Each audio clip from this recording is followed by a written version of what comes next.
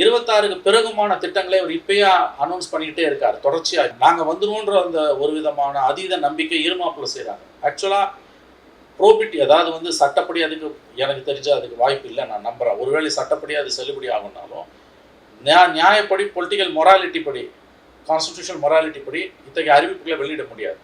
நீங்கள் செய்கிற எல்லா அறிவிப்புகளும் மார்ச் 31, 2026 நடைமுறைக்கு இருக்கணும். ஏன்னா உங்கள் மேண்டேட் அது வரைக்கும் தான். மே மாதம் வரைக்கும் உங்களுக்கு பவர் இருந்தாலும் பட்ஜெட்டை ஏங்க நீங்கள் அடுத்த வருஷம் போட முடியாது? ஏன்னா ஏப்ரல் 1லேருந்து 27 மார்ச் 31 வரைக்குமான பட்ஜெட்டை 26 பார்லிமெண்ட் அசம்பிளி எலெக்ஷன் ஜெயிக்கிற கவர்மெண்ட் தான் மே மாதத்துலேயும் ஜூன் மாதத்துலேயும் ஃபுல் ஃப்ளெஜ்டு பட்ஜெட்டை போட முடியும். அப்போ நீங்கள் எப்படி வந்து இத்தகைய அறிவிப்புகளை 26ல் இடைக்கால அறிக்கையாம், 28ல் அறிக்கையாம், இந்த கவர்மெண்ட்டோட இந்த பணிகள் எப்படி வந்து 26 புதுசாக வர கவர்மெண்ட் அவன் கண்டினியூ பண்ண என்ன அவசியம்? வந்தானே கழிச்சிருவான். ஓல்டு இல்லை, கழிச்சிடுவான் கண்டிப்பாக. அது ஏடிஎம்கே கவர்மெண்ட்னா BJP government, Kurian Joseph committee அவன் கழிச்சிடுவான். நீங்கள் எதுக்கு அதுக்கு வாய்ப்பு கொடுக்குறீங்க? சரி, டிஏ வந்து 1/4/2026 கொடுப்போம், நீங்கள் எப்படிங்க சொல்ல முடியும்? உங்களுக்கு அதுக்கான அதிகாரமே கிடையாது.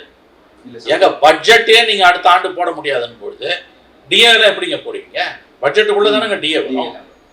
அதாவது இந்த போக்கு நரேந்திர மோடி 2024 எலெக்ஷன் அட்வான்ஸா லஞ்சம் கொடுக்குற மாதிரி ஒரு பார்வை வந்து வார்த்தையை பயன்படுத்தலாம். இல்ல அதுவும் உண்மை. ஏன் அப்படின்னா ஏப்ரல் மாசம் உங்க அடிஷனல் சேலரி இல்ல அதுவும் உண்மைங்க, அதுவும் உண்மை. நான் சொல்றது, நீங்க சொல்றதை நான் ஏத்துக்கிறேங்க, அதுவும் உண்மை. ஆனா அதை விட முக்கியமான உண்மை, உங்களுக்கு மேண்டேட்டே கிடையாது.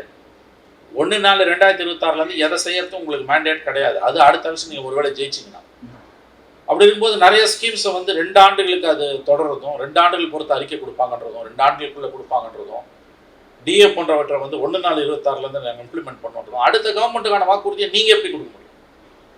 இதை யாருமே கேட்க மாட்டேன்றாங்க. எந்த கவர்மெண்ட்டும் கேட்க மாட்டேன்றது, எந்த மீடியாவும் கேட்க மாட்டேங்கிறாங்க, எதிர்கட்சி கேட்க மாட்டேங்குது. அதான் நான் சொல்கிறேன். ஏங்க அடுத்த ஆண்டு பட்ஜெட்டே உங்களுக்கு கிடையாது, ஒன்லி ஓட்டான் அக்கௌண்ட் தான் போது.